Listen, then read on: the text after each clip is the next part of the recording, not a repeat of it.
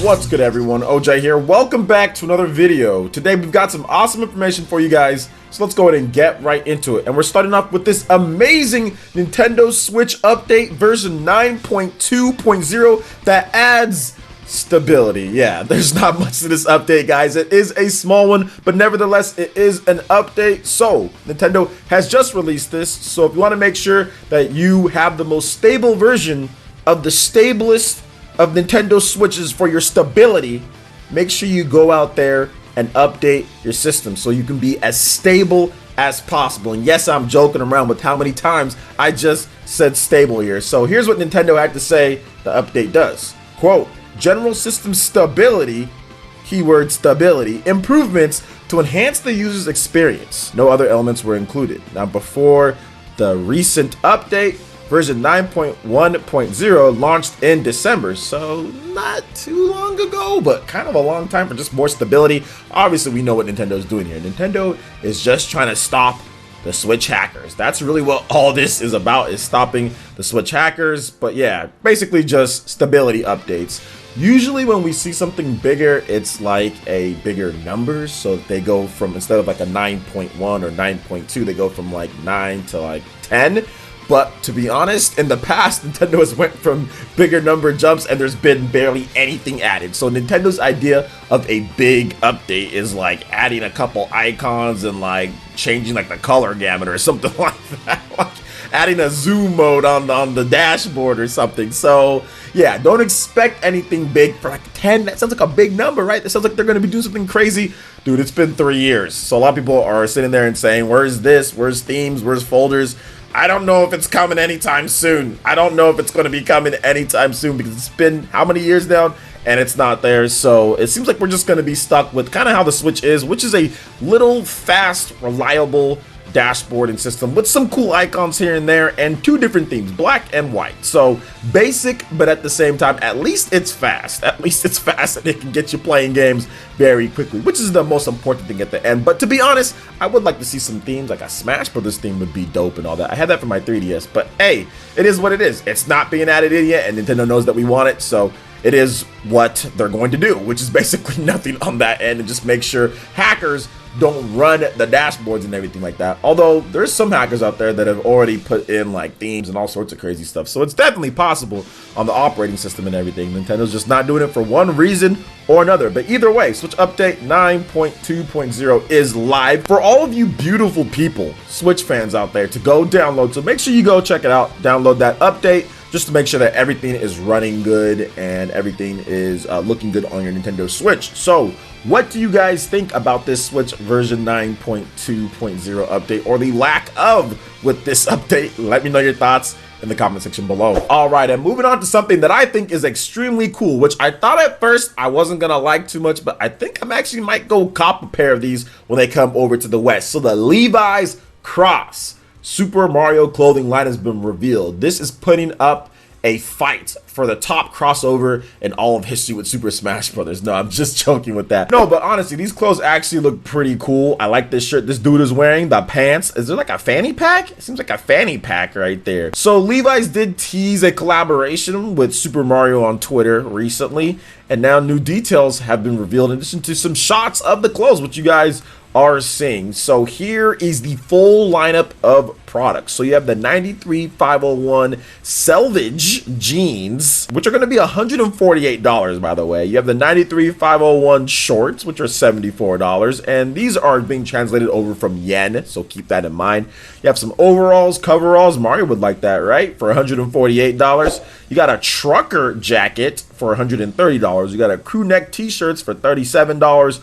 Hoodies for $83, polo shirts for $55, 501 crop for $139, and 501 shorts for $64. Got some short overalls / coveralls for $92, and dad trucker hat for the $128. You can't forget the dad trucker hats, and nothing here is cheaper than $55. Actually, no, the crew neck t-shirts, those are $37. Nothing cheaper than $37. So to get this license, definitely jacking up the price quite a bit, because that's expensive for some of these clothes here, man. I mean, although I don't buy clothes like a lot in terms of designer or fashion, fashion, clothes, and all that stuff. So this might be cheap for some people, but definitely seems a bit pricey in terms of what I spend clothes money on, which is barely anything, which is like I go on Amazon and buy like Demon Slayer t-shirts or something like that, or Naruto t-shirts for way cheaper than $37 for a crew neck. However, there's not just clothes. There's also accessories planned as well, including bandanas, bags, fanny packs, and hats.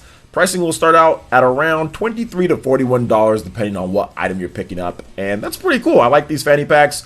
I like the hats. I think hats are going to be pretty cool. Bandanas, that's cool too. Bags, I like all that stuff. I mean, I just got a Butterfinger bag from Butterfinger with Final Fantasy VII Remake. So if I can get a Butterfinger bag, how about a fanny pack as well? But what do you guys think about this when it comes to the Levi's Cross Super Mario clothing line? Are you guys planning on picking up any of these clothings here and any of these items when they do come over? Let me know your thoughts in the comment section below. All right, and moving on to the third topic here, guys, we got some news on the Bloodstained Ritual of the Night front, and unfortunately it's bad news once again. So the roguelike mode that was promised beforehand with like a stretch goal and all that, that is scrapped. That's done. They're gonna do a randomizer mode instead. So here's what they had to say on the matter on the official Bloodstained Ritual of the Night Kickstarter page. Randomizer is the story campaign you're used to, but with a twist. Before starting a game, players can choose up to 8 different game parameters to be randomized during the playthrough. As an example, items or retain method means that items will be found in the same spawn method,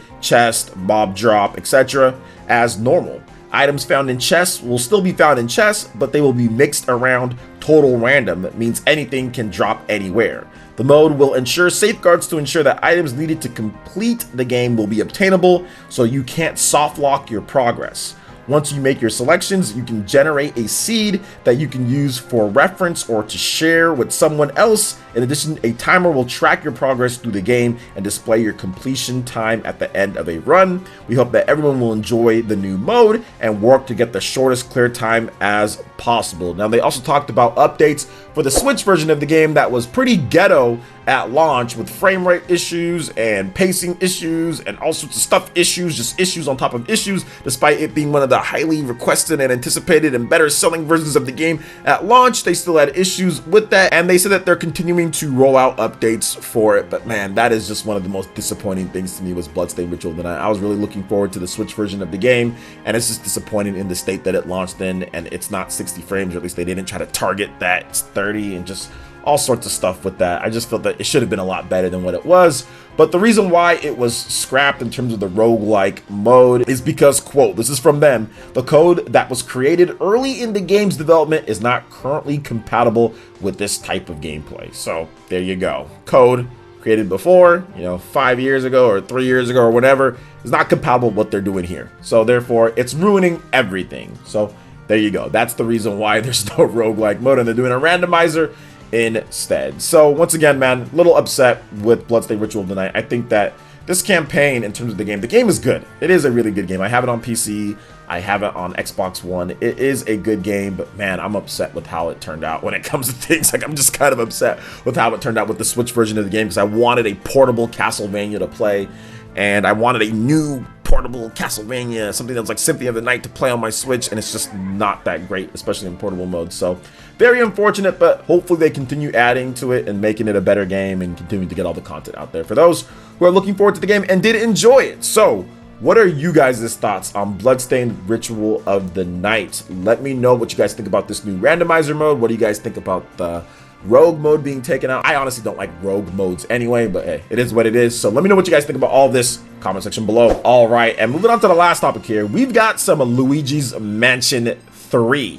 Version 1.3.0 is live. Brand new DLC multiplayer pack part 1 is now available. So there's a lot of stuff that's added in here, guys. We have general fixes. There's new modes and new things to Scare Scraper. There's new fixes for the story in terms of issues progressing through. There's new stuff added in with the multiplayer map pack features and just general added features as well. But I'm going to go ahead and go over an overview, and I'll have all the different stuff that Nintendo outlined, what's new in this, on the screen for you guys as well. So the DLC adds 3 bone chilling new costumes that Luigi can don in the Scarescraper mode. It also adds matching spooky themes that randomly appear in the Scarescraper mode that will transform the appearance of the tower's floors. Get ready to slam some specters too, because you might bump into a new themed ghost or two when you're in there. If you've got any nerves remaining, take a stroll over to the multiplayer Scream Park mode as well. There are 3 new Madcap mini games await. Luigi's Mansion 3 Multiplayer Pack DLC includes both Part 1 and Part 2, can be purchased together for $9.99 in Nintendo eShop on the Nintendo Switch. Luigi's Mansion 3 Multiplayer Pack 1 is now available, and Part 2 will launch by the end of July with additional content and features for both Scream Park and Scarescraper modes. Part 2 will contain 3 new mini-games for Scream Park mode and 3 new Scarescraper outfits with matching floor themes and themed ghosts. As a special bonus for purchasing the DLC, you'll receive an in-game Polterpup light called the Flashlight Type P. You can use this during the story mode or Scarescraper. So once again, Luigi's Mansion is a surprise to a lot of people, selling over 5.47 million. I know it did really well for Nintendo out there. That's really good. It's a fun game. I played it, I reviewed it, I thought it was great. Nintendo did provide a review code for that one, and I had a lot of fun playing it. And I've played the Scarescraper mode. I have not played the Scream Park. That is the local multiplayer. But if you're into local multiplayer, you have friends to play with, this DLC is probably worth it, because you do get new modes and new stuff for the Scarescraper and also the Scream Park. So if you're online only, might not be worth it, just depends. But if you're playing online and local, for sure, this is definitely worth it when it comes to the DLC. So what are you guys' thoughts on all the different stuff that we talked about here, guys? Nintendo Switch update, the Levi's Cross Super Mario, Bloodstained, and also Luigi's Mansion 3 DLC? Let me know in the comment section below. All right, guys, that wraps it up for this video here. Check out the link in the description. We've got Twitter. Go ahead and give us a follow on there to stay updated on all the latest gaming information and news. Also, make sure you like, comment, and subscribe, and share the video if you can. Thank you so much for watching, and we'll catch you guys for the next one. Peace.